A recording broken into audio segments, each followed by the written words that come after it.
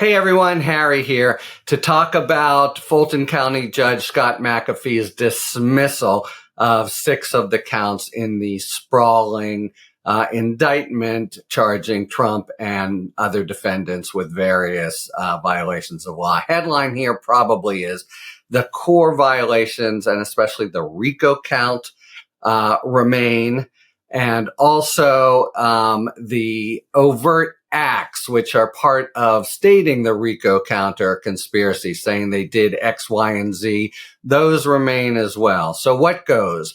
6 charges that apply to Trump, but not just Trump, Giuliani and others, having to do with soliciting Georgia state officials to violate their oaths. So the conduct is clear. And you have it in sort of chapter and verse in the indictment that Trump calls up the head of the state senate and says, "Can you decertify?" Giuliani browbeats individual members as well. Trump calls up Raffensperger, and at least this one count in the infamous Brad Raffensperger January 2nd call, I just need 11,980 votes or whatever, it is thrown out as well. So what's going on? Well, each of those charges say that the defendants importuned or solicited Georgia officials to violate their oaths. And McAfee's point, and it doesn't strike me as far-fetched, is look, the only oath we know about, they take one or two to uphold the Georgia Constitution and the federal Constitution. And those constitutions have hundreds of provisions each. Now, the motion that they've made here, the defendants, is called a demur, which is basically a way of saying, even if what you say is right, you haven't shown a crime. And that's what he grants as to these 6. But the underlying argument is, this is so open-ended and vague, we don't even know how to prepare our defense.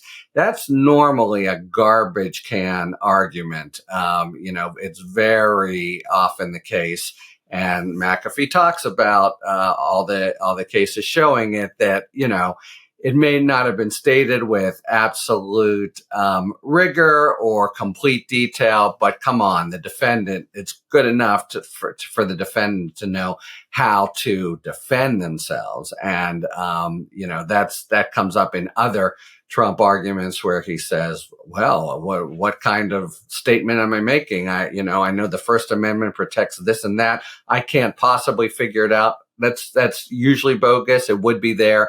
But here, McAfee's point is better taken. What he's saying is, yes, this is what you said. This is what you did. We've got you dead to rights on that. But the specific charge is pushing you to violate the oaths. And you just haven't specified at all how they were violating their oaths or pushing them. So, in order to prepare a defense, they need to know, says McAfee, when Trump says, I just need so-and-so's votes, how exactly would doing that, or was pushing him to do it, a violation of the oath to uphold the U.S. Constitution? What provision? And, it just can't be a general loosey-goosey sort of thing.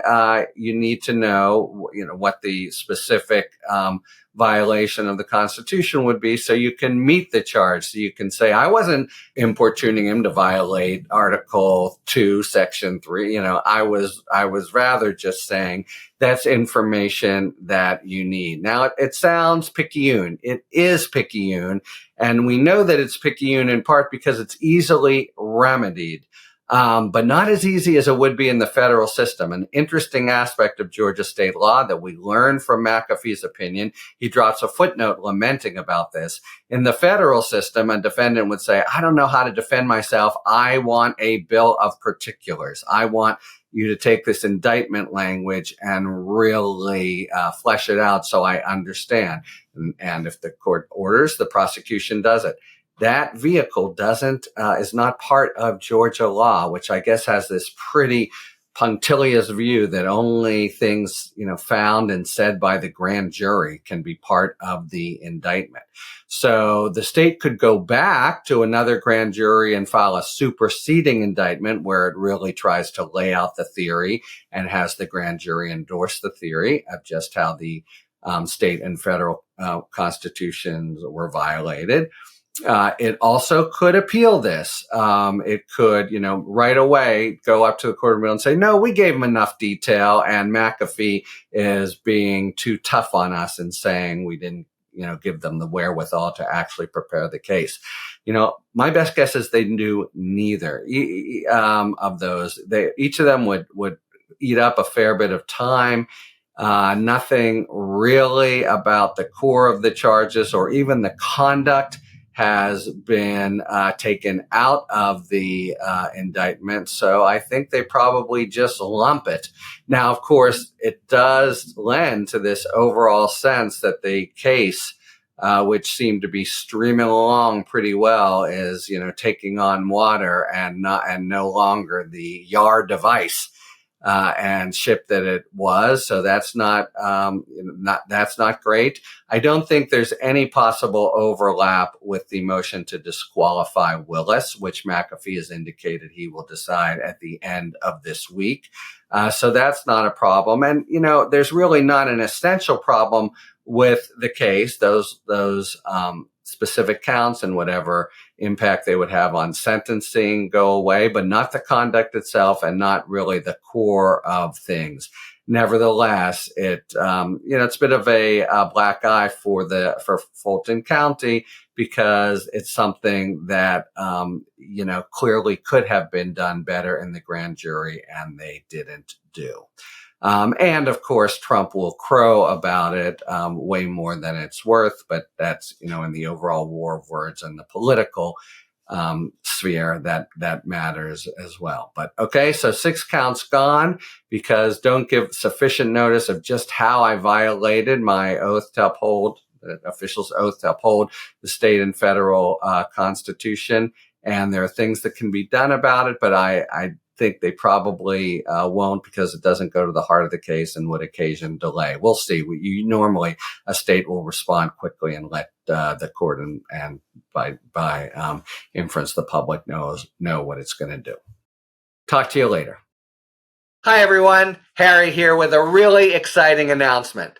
Talking Feds is bringing our lively discussions with prominent national figures live to San Diego. Talking San Diego is a new series of conversations with some of the country's most interesting and bright minds from the worlds of politics, public policy, law, and more. Our first event is just around the corner. Join me for a conversation with Congressman Jamie Raskin on Monday, March 18th at 2 o'clock in downtown San Diego. You can click the description box below for more information on the event and the series and find out how to purchase tickets, which are going fast. I can't wait to have some of our most well-known friends of the podcast join me in person before a live audience. Thanks for tuning in. If you enjoyed this video and other Talking Feds content, please take a second to like and subscribe. Talk to you later.